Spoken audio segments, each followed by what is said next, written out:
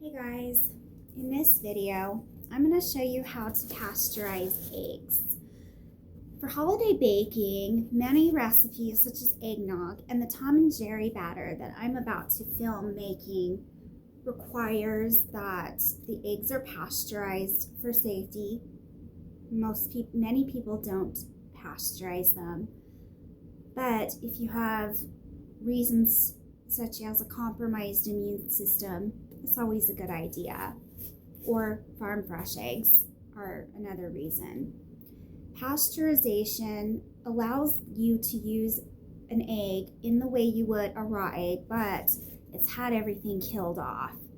You can buy pasteurized eggs, but so you can use this also in salad dressings, drinks, and baking. So let's get started. There are two ways to do this. First is the Instant Pot, which is how I normally do it. I don't have it with me. Not everybody wants an Instant Pot or has one, so I'm going to show you how to do it on the stove.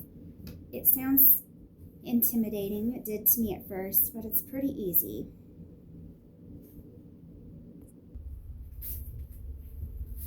So over here in this pot, I've got a dozen eggs. I've put a cloth on the bottom just to keep it from getting too hot. The bottom of the pan is often hotter than the water inside. And the goal is not to cook these eggs solid, it's to keep them liquid. And we're going to turn this on low to high, medium for about, let's just see if it gets up to temperature. We want it to be controlled.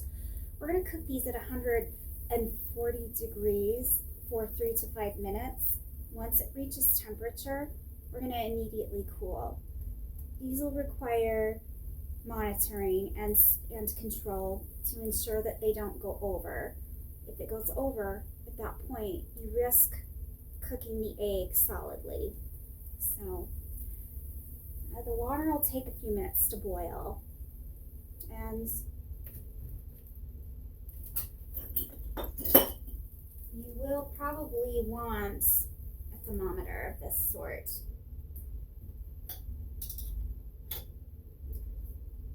And getting one with a clip is probably the best, but it doesn't have one.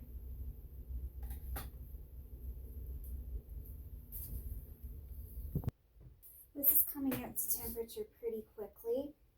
Just going to keep an eye on it with the thermometer and keep adjusting it. As I notice that it's staying stable on one temperature, I'm slowly raising it until I get it where I want it.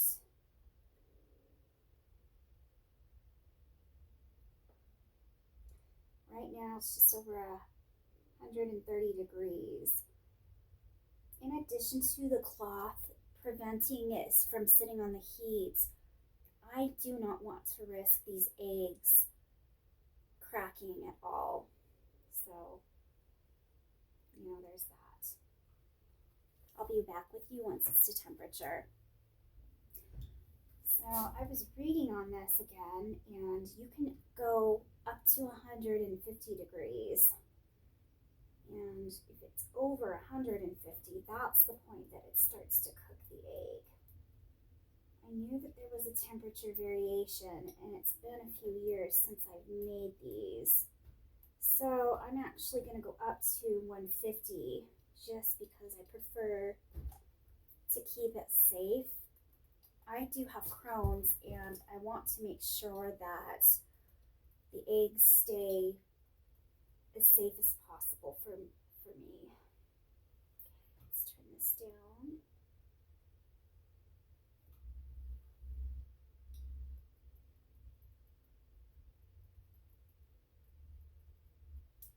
All right, so we're right at just over 150. And turn it down a little bit.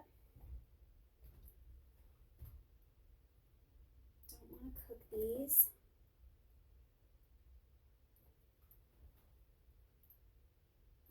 add a little cold water just to bring the temperature down a couple degrees.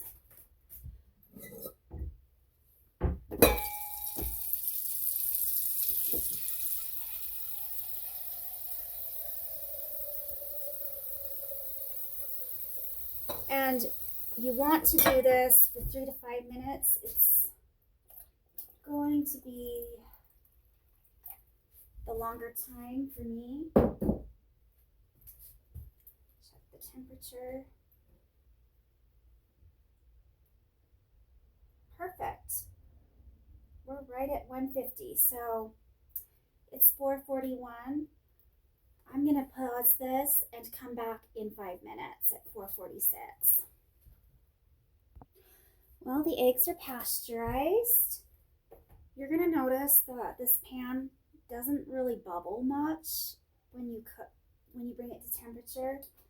So you do want to use a thermometer.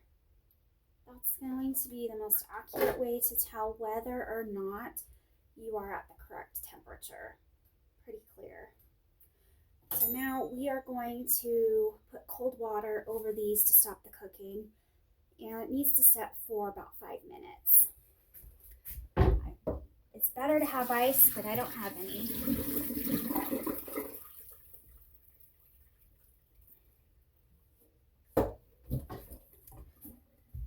Once the eggs are cooled, you can put them back in the fridge. They'll stay, and then just mark them. They will stay liquidy and work just like a raw egg, minus the germs. Well, guys, I have put the eggs back in the carton. They look exactly the same. And I'm going to put these in the fridge for the recipe for later. I want these cooled down. I don't want them warm, or it will separate it's just not going to work for the recipe. So this has been fun. This has been easy. And look forward to the next video. Take care.